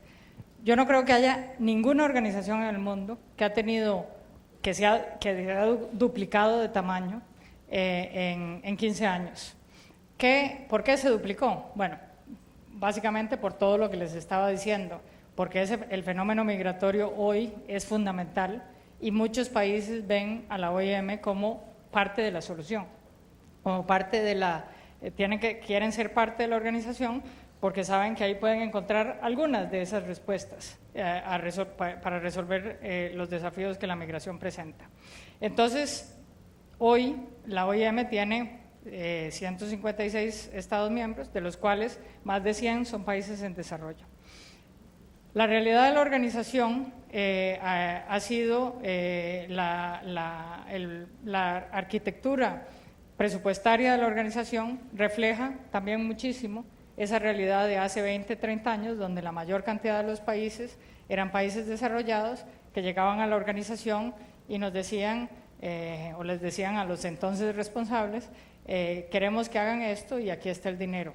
Ellos no venían a preguntarle a la organización cómo hacemos esto, sino venían básicamente a instruirla, a solicitarle que hiciera algo porque operativamente era muy eficiente, muy efectiva y facilitaba procesos a los estados. La realidad de hoy es completamente diferente. Con las complejidades que yo traté de describir hoy, la organización y con el incremento exponencial y el crecimiento exponencial que tuvo la organización, el director general, cuando el nuevo director general, que ya hoy no es nuevo porque tiene 6 años de estar en la organización, pero en ese momento decidió que quería hacer una revisión de las estructuras de la organización para identificar eventuales vacíos y si realmente las estructuras que habían existido desde los años 90 respondían a las realidades del fenómeno migratorio y a las necesidades de los países miembros de la organización. Y parte de eso se hizo un estudio y ese estudio, un grupo de funcionarios de la organización hicieron una serie de sugerencias de cómo readaptar las estructuras de la organización para que reflejara mejor la realidad de la organización de hoy. Cuando yo entré a la OIM en el septiembre del 2009, justamente digamos, ese dibujo institucional o estructural de la organización venía de ser presentado al director general y estábamos entrando en un proceso de reestructuración. Y fue en ese momento en el cual el director general me pidió a mí, justamente que venía entrando, que realizara y que implementara toda esa reestructuración, que fue una reestructuración bastante grande. ¿Cómo logramos un poco, tal vez, facilitar y qué se ha logrado a través de esa reestructuración? Bueno, yo creo que se ha logrado traer muchísima más capacidad al terreno. La organización siempre ha sido una organización bastante descentralizada y muy presente a nivel de terreno, pero hoy tenemos una estructura mucho más fuerte a nivel de las oficinas regionales comparada a la que existía anteriormente. Una estructura que para mí funciona muchísimo mejor, da mayor estabilidad y conocimiento a los funcionarios porque están acá, porque conocen. Y bueno, Costa Rica tiene la gran ventaja de tener una de las 9 oficinas regionales que la OIM tiene. Entonces, en Costa Rica tenemos una gran cantidad de expertos de la organización que están acá y que muchos de los cuales están aquí acompañándonos esta noche y que le dan justamente asistencia y capacitación a toda la región de América Central, América del Norte y del Caribe. Creo que esa reestructuración cambió un poco la lógica de la organización y refleja muchísimo mejor las necesidades de los países en desarrollo, que como les decía, hoy son más de la mayoría, más de 100, y una gran mayoría de los países miembros de la organización. Otra pregunta, que más que una pregunta, quería darle la oportunidad para que usted le cuente a nuestros estudiantes lo que es la experiencia de visitar los campos donde se encuentran los migrantes, las personas que han sido organizadas en algún tipo de vivienda y que esperan una solución. Usted ha ido reiteradamente a muchos de esos campamentos en muchos lugares del mundo y yo creo que es importante que nuestros estudiantes, nuestros profesores y nuestros invitados tengan así de primera mano una descripción de lo que usted ha encontrado en esos lugares y de las aspiraciones que tienen esas personas por encontrar canales para reorganizar sus vidas. Bueno, yo diría que probablemente es de las experiencias más impactantes que yo he tenido en mi vida. El primer campo de refugiados que yo visité fue en Tailandia, donde había 50,000 refugiados en un campo, que llevaban ahí 25 años. O sea que hay una generación entera de muchachos como ustedes que nacieron en ese campo y que nunca han salido, que nunca han tenido la capacidad de ir a un colegio que sea parte de un sistema nacional de educación, que nunca han tenido la posibilidad, menos aún de soñar, de ir a una universidad, que no han salido nunca de un espacio bastante grande, porque había 50,000 personas, pero sin embargo que no han salido nunca, que no han visto una ciudad, que no han visto un autobús, que no han visto un avión, que no han visto, bueno, imagínense eso. Y eso les estoy hablando, hay gran cantidad de campos en el mundo de refugiados y campos, campamentos mucho más temporales que existen en el mundo. Por ejemplo, en Haití hubo 3,5 millones de afectados con el terremoto de Haití del 2010. Teníamos en algún momento 1,5 millones de personas en campamentos. Después de 2010, 2014, después de 4 años y medio, hoy todavía tenemos alrededor de 150,000 personas en campamentos. La vida en un campamento es definitivamente, yo diría, media vida, ¿no? Y las oportunidades realmente impactantes. Para mí, sinceramente, es una de las experiencias que yo creo que todos deberíamos tener en algún momento y que cambia mucho la perspectiva y ojalá les cambie la perspectiva de las frustraciones que ustedes tienen, sobre todo los muchachos jóvenes que muy a menudo se están quejando de todo lo que no han podido hacer, para que vean gente de la generación de ustedes cómo han sufrido y qué pocas posibilidades han tenido en la vida. Sin embargo, tratamos, creo, al mismo tiempo de crear las mejores condiciones dentro de esos campos que se puedan. No siempre se logran, hay lugares que son inhóspitos, hay campamentos que se van creando de manera casi espontánea y que llegamos en algún momento los organismos internacionales y los estados a tratar de ofrecerles las condiciones mínimas, pero bueno, es parte de las realidades del mundo, y desde cierta perspectiva muchas veces es mejor estar en un campamento que no estarlo, cuando las condiciones afuera de los campamentos son inclusive peores, así que, pero son realmente impactantes. Y cuando surge la oportunidad de que alguna persona o una familia salga de un campamento y sea aceptado por algún país para integrarse en esa sociedad, ¿cómo se da ese proceso? Bueno, es un proceso muy complejo. El ACNUR es la organización que ofrece el estatus de refugiado que, a través de la Convención del 51. Una vez que esos refugiados están en un campamento, no necesariamente, porque hay también refugiados que están en ciudades, pero la mayor parte de los refugiados están en campamentos. Una vez que esos refugiados están ahí, hay países que tienen políticas muy generosas que ofrecen capacidad o posibilidades de reasentamiento a una cantidad importante. El país más generoso de todos es Estados Unidos, que reasienta alrededor de 70-75 mil personas por año. Pero es un proceso muy complejo porque claramente hay una serie de requerimientos que tienen que cumplirse. Entonces, mi organización trabaja con Estados Unidos en muchos de esos 75 mil por año. Tal vez nosotros hacemos o facilitamos el reasentamiento de alrededor de la mitad de esos. Pero no solo es Estados Unidos, es Canadá, es Australia, los países europeos. Como les decía, Uruguay en este momento está reasentando 150 de Siria. Y es un proceso complejo que requiere de una serie de requisitos, de controles de seguridad, de controles del pasado, de controles médicos. ¿Idioma? No. La OIM les ofrece unos cursos que alguna vez son de idioma, pero sobre todo son cursos para explicar cuál es la cultura del país al que van, qué significa, cómo se paga, cuáles son las costumbres.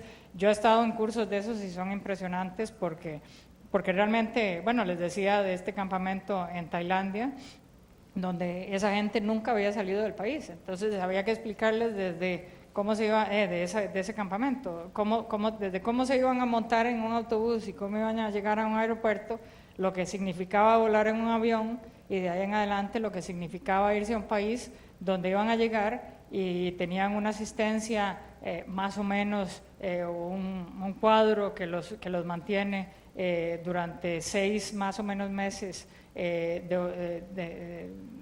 digamos, relativamente apoyados, y que después de eso se espera que ellos ya hayan desarrollado, hayan encontrado un trabajo, hayan empezado a trabajar.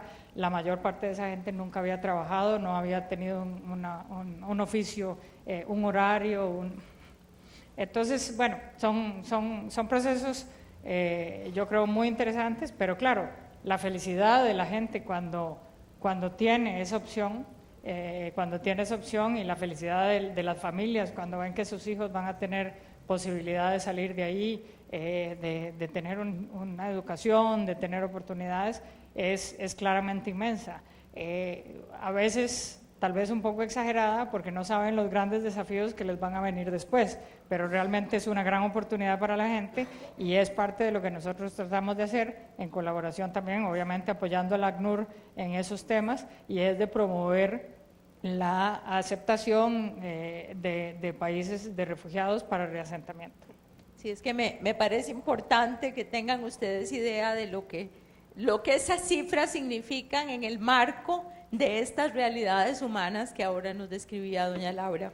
Acá tenemos un par de preguntas de estudiantes. Mario Arguedas, del curso de Organismos Internacionales de la carrera de Relaciones Internacionales. Mario, ¿está por acá? Nos preguntaba cuáles son las diferencias entre lo que hace la OIM y el Alto Comisionado de las Naciones Unidas para los Refugiados, ACNUR.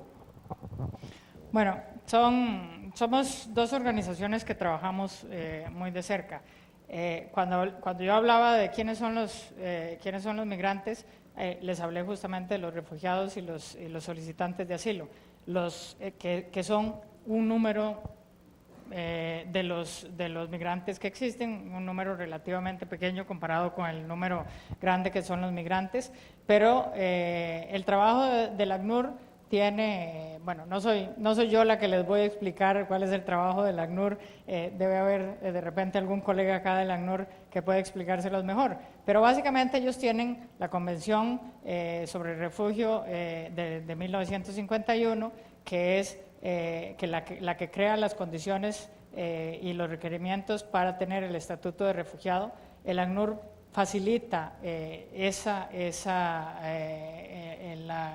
el otorgamiento del estatuto de refugiado. En muchísimos países ellos mismos son los que hacen la determinación de ese estatuto, en otros países apoyan a los gobiernos, tienen un rol importante de abogacía con relación a las realidades que tienen esos refugiados y las vulnerabilidades y las necesidades que tienen.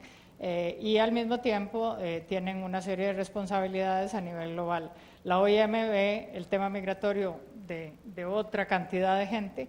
Trabajamos con el ACNUR en lo que es el reasentamiento de refugiados, trabajamos en el ACNUR en lo que es la respuesta, hay lo que se llama el sistema de respuesta humanitario a las crisis que ha sido organizado por Naciones Unidas y que fue creado hace alrededor de 20, 25 años.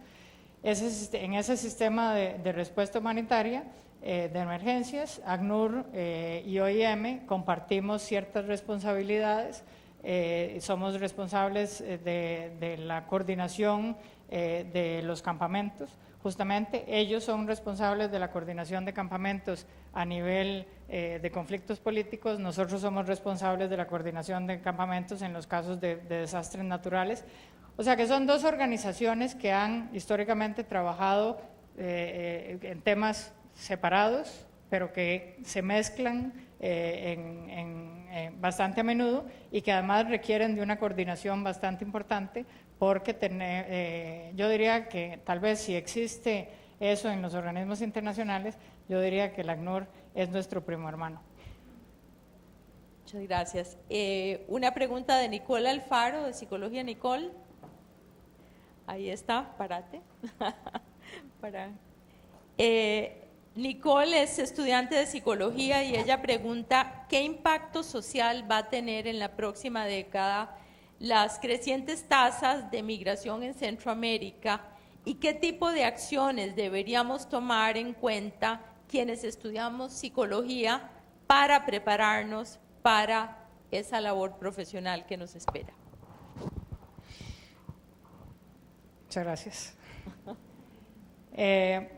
Bueno, yo creo que socialmente son fenómenos que tienen gran importancia y que claramente afectan a la niñez de una manera un poco más amplia. Ha habido estudios psicológicos importantes de las repercusiones psicosociales que la experiencia migratoria tiene, no solo en los adultos, sino también muy específicamente en los niños.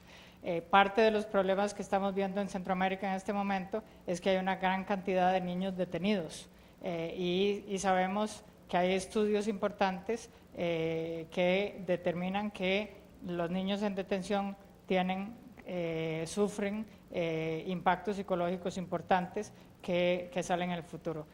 La realidad, como les decía también, hay ese fenómeno nuevo de niños que se sienten realmente abandonados porque los dos padres salieron del país y que han ido creciendo un poco más solos y con esquemas familiares muy diferentes a los que existían en el pasado. Hay toda una ciencia psicosocial que los organismos utilizamos cada vez más, experticia en el tema psicosocial, en los impactos que tienen el estar en campamentos, por ejemplo, el viaje migratorio, la experiencia migratoria con todas sus vulnerabilidades, los miedos que la gente desarrolla, las experiencias traumáticas que sabemos que la mayor parte de los migrantes irregulares tienen en los procesos. Y yo creo que, bueno, como les decía, no es un fenómeno nuevo.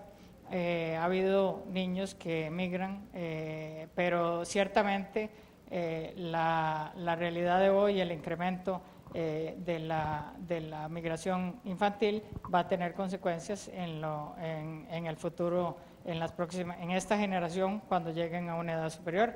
Así que yo creo que ustedes van a tener muchísimo trabajo y ojalá podamos contar con ustedes para trabajar con nosotros en el futuro. Finalmente, una pregunta de Daniel Quesada, de Relaciones Internacionales, que dice que a todos nos preocupa el conflicto en Medio Oriente, especialmente el que se desarrolla en el territorio comprendido entre Siria e Irak, que es el que ha ocasionado el grupo ISIS. Este grupo quiere establecer un califato islámico y está expulsando a otros grupos más vulnerables que no piensan como ellos. ¿Cuál es el trabajo que hace la OIM en esta región? Bueno, hay una gran cantidad de actividades que estamos desarrollando en Siria, en Irak. Principalmente, bueno, como les decía, ha habido una cantidad muy importante de sirios que han salido de Siria en condiciones de refugiados, que están en situaciones de gran vulnerabilidad tanto en Jordania como en Líbano, como en Turquía. Había algunos que se habían ido hacia Irak. En este momento la situación en Irak se ha complicado enormemente y claramente hay alrededor de 1.7 millones de personas desplazadas dentro de Irak con una clara identificación religiosa y étnica a la vez, que es muy importante.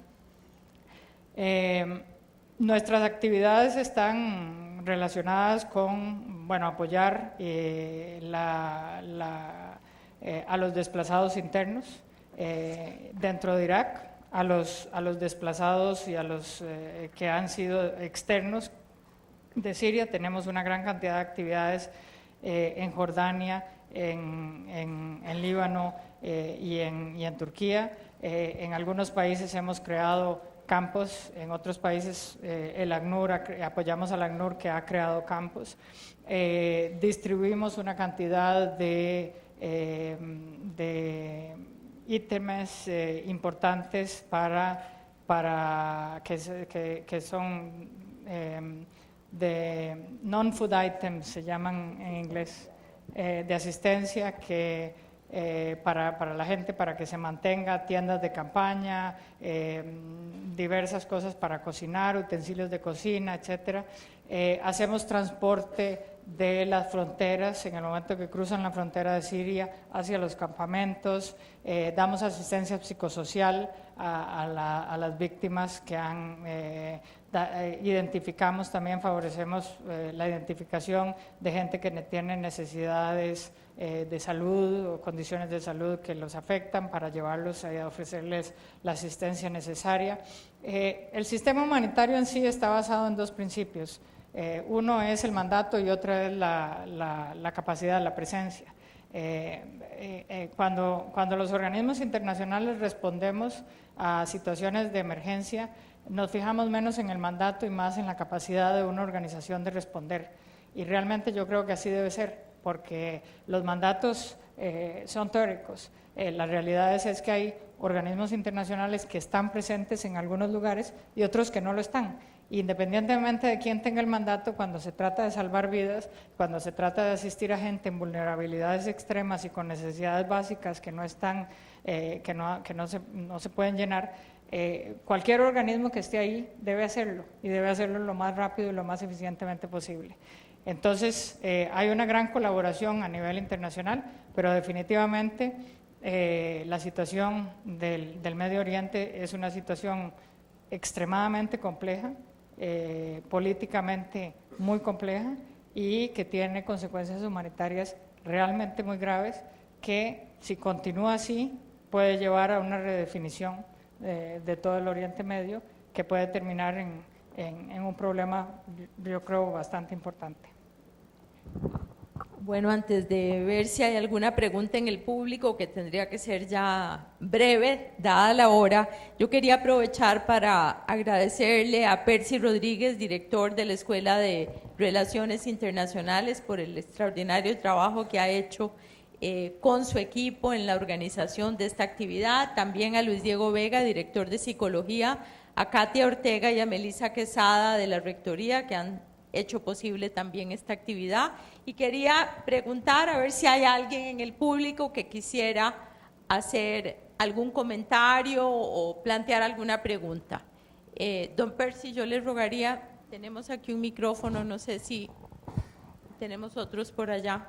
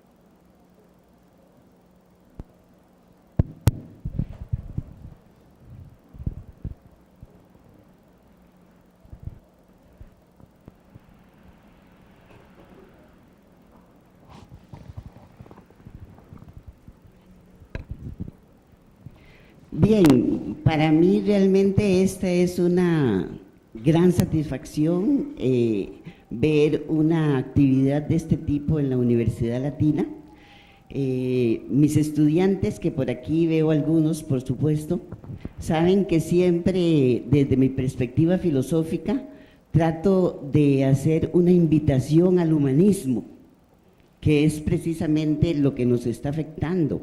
Tenemos una gran deshumanización ante los extranjeros, lo que hablaba Laura de la xenofobia, realmente se ha acrecentado en nuestro medio social. Psicosocialmente hay que enfrentar eso, porque es una situación que contradice algo muy importante que dijo el filósofo Terencio, un filósofo romano, que dijo: humano soy y nada de lo humano me debería de ser extraño. Nosotros somos calificados como un país muy feliz, pero es que nos ha hecho falta esa cantidad de sufrimientos tan tristes que tiene mucha gente alrededor del mundo. Y la verdad es que tenemos que involucrarnos en el pacifismo, en la solidaridad, porque hoy estamos aquí, luego no sabemos cómo y dónde estaremos. Esa humanización es la que yo quiero que reforcemos a través de una actividad tan valiosa como esta, que nos hace ver realmente la otra cara del mundo. Cuando leemos a Freud, en El malestar en la cultura, recordamos cuando, parafraseando a otro brillante escritor, dice: de este mundo no podemos salirnos. Y realmente entonces tenemos que involucrarnos en esa sensación de solidaridad ante tanta gente realmente infeliz por esas tantas circunstancias. Desde esta perspectiva, el fomento, por ejemplo, de ciertas costumbres que nos tildan muy mal a los costarricenses de xenófobos, por ejemplo, eso hay que irlo erradicando de nuestra mentalidad, eso hay que irlo eliminando de nuestra cultura, porque realmente estamos siendo totalmente deshumanizados.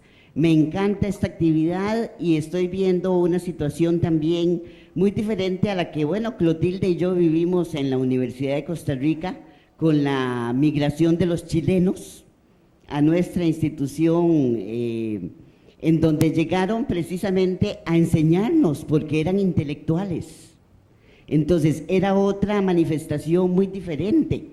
Nosotros, yo tuve compañeros en la Universidad de Costa Rica, todavía un Raúl Torres, de quien aprendí tanto, y sin embargo es otra circunstancia. Pero bueno, veamos esta otra parte que se ha vuelto muy triste en la historia mundial, que es todo lo que doña Laura nos ha contado hoy. Muchas felicitaciones por su gran capacidad solidaria. Muchas gracias. ¿Alguna otra pregunta? Acá, adelante. Muy buenas noches a todos. Mi pregunta va más que todo enfocado acerca de la educación. Aquí he estado presente y he escuchado toda la ponencia de la embajadora, pero considero que a través de todo lo que ha expuesto es una realidad también que uno conoce y es palpable. Pero a mi parecer, la educación, como tanto el crecimiento económico, van de la mano, pero considero que la educación debería dársele una ponderación, porque más allá de dádivas a los países africanos o los países que han sufrido calamidades, considero que es más la educación, el aporte educativo a esas sociedades para que sean autosuficientes. Me gustaría saber acerca de su opinión, cómo ve el aspecto educativo en los países que han sufrido este tipo de calamidades o tipo de problemas sociales. Muchas gracias.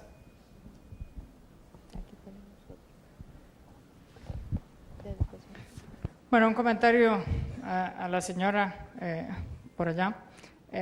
Definitivamente,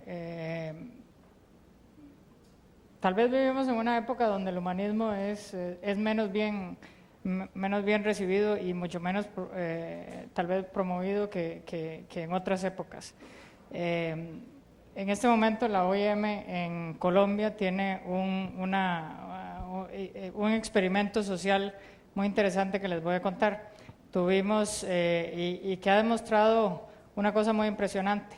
Hemos tenido como parte de una campaña, se han puesto a gente encadenada a un asiento en un parque o en un lugar público, a gente encadenada a algo, para ver cuánto dura el público que va pasando en reaccionar.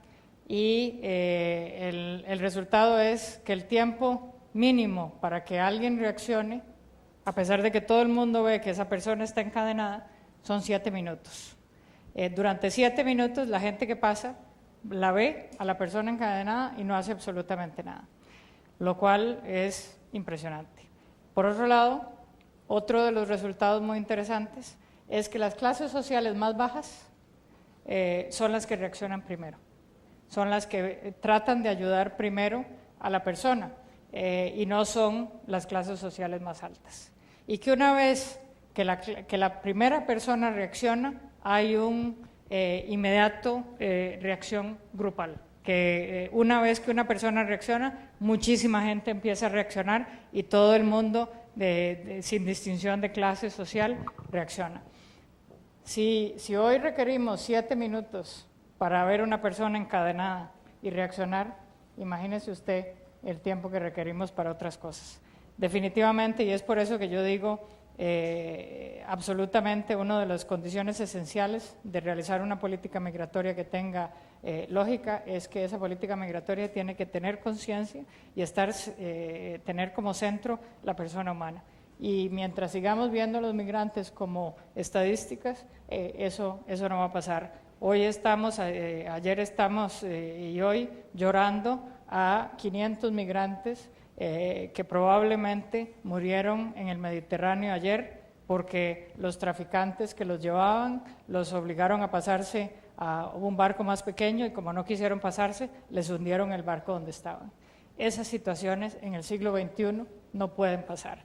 No pueden pasar porque simple y sinceramente son completa y absolutamente inaceptables. Hemos creado condiciones en el Mediterráneo para evitar las muertes, pero obviamente nunca nos esperábamos que los traficantes empezaran a matar a la gente deliberadamente, y es Los que le han pagado.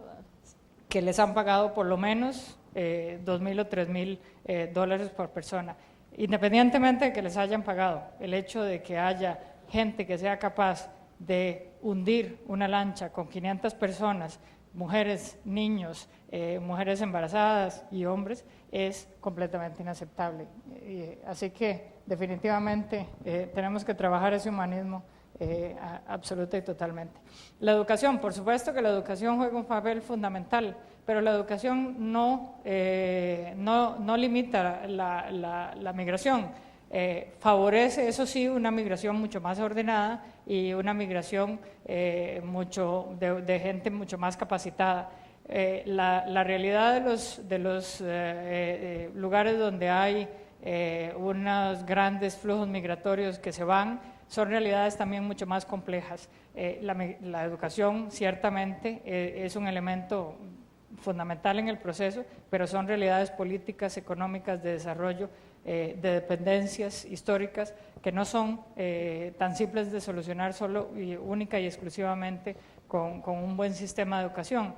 Además me parece, y de eso doña Clotilde sabe más que yo, que desarrollar buenos sistemas de educación en lugares donde hay poca institucionalidad y poca capacidad también es un gran desafío. Van normalmente muy de la mano la capacidad educativa, pero definitivamente la educación juega un rol fundamental, y yo creo que por eso estoy tan contenta de estar en una universidad, porque ustedes son hoy y serán mañana los que creen también políticas en este país, y serán mañana los que tomen decisiones en este país, y es parte del proceso educativo en el que estamos hoy, en el que están ustedes hoy, este tipo de conferencias, y sensibilizarlos a ustedes de estas situaciones, de estos desafíos, me parece bastante importante.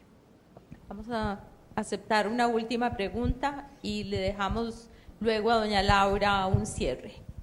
Buenas noches, Romano González, de Estudiante de Derecho. Una pregunta un poco simple: ¿qué tipo de incidencias tienen las relaciones internacionales en la coordinación de políticas migratorias, y qué tipo de regulación o intermediación se integran a estos tipos de diálogos? Gracias. Bueno, las relaciones internacionales son relaciones de poder, ¿no?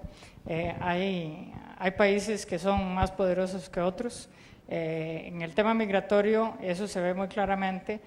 Los países menos poderosos son países que favorecen o que promueven la idea de desarrollar justamente entidades a nivel multilateral que regulen el fenómeno migratorio y que establezcan estándares internacionales de cómo regular el fenómeno migratorio. Mientras tanto, países más fuertes, que tienen, digamos, mucho más poder de negociación bilateral, son enormemente reticentes a la idea de crear convenciones o estándares internacionales que regulen el sistema migratorio, porque prefieren ellos tener la capacidad absoluta de decidir cuáles son las condiciones para los migrantes, sobre todo los que vienen a sus países, y cuáles, en qué condiciones van a aceptar y a cuáles no. Entonces yo creo que, como en todos los fenómenos sociales que regulan a nivel internacional, el tema del balance de poderes y el balance de fuerzas es fundamental dentro de ese proceso. Como yo les decía, hay una gran tendencia de un importante número de países de tratar de crear entidades y acuerdos internacionales, y otra parte de países que no quieren normativas internacionales, que no quieren estándares, y creo que estamos en un momento histórico en el tema migratorio en que ese debate se está realizando, en que ese debate es de una gran actualidad a nivel internacional, y que en algún momento se tomará alguna decisión. Yo no espero nada radical que cambie el mundo en los próximos 20 años, pero sí, efectivamente, poco a poco hay tendencias más importantes, sobre todo a nivel subregional y regional, de llegar a acuerdos mínimos, de estándares mínimos, y esos procesos consultivos regionales de los que yo les estaba hablando se han ido moviendo de ser procesos básicamente no vinculantes a procesos que poco a poco han ido creando lineamientos, que han ido creando cierto nivel de acuerdos que tratan de responder a situaciones más bien específicas de esa región. Así que yo sí creo que hay un movimiento hacia una tendencia hacia una normatividad tal vez en el futuro, pero no creo que sea para hoy ni para mañana y probablemente tampoco para los próximos 10, 15 años.